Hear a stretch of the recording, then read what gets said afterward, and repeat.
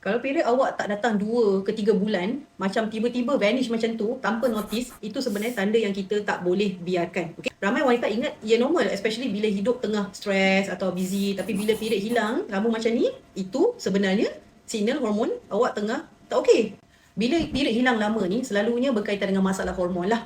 So wanita ni kalau nak tahu badan dia dah start ada masalah, dia akan start dengan masalah period. Okay?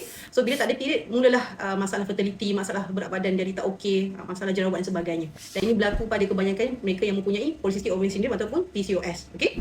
Kadang-kadang punca dia simple, stres tinggi, tidur tak teratur, perubahan berat badan atau lifestyle yang demanding. Tapi untuk sesetengah wanita, ia boleh jadi tanda hormon, estrogen, progesteron, LH, FSH ataupun apa yang berkaitan dengan PCOS lah. Okay? So bila period hilang 2-3 bulan, bukan saja cycle lari, tapi ia boleh ganggu banyak benda lain juga. Okay? Awak mungkin perasan jerawat dah start naik, rambut gugur, badan cepat penat, susah turun berat, patu bloated, craving tak henti. Semua tu sebenarnya hormon tengah struggle nak stabilkan diri.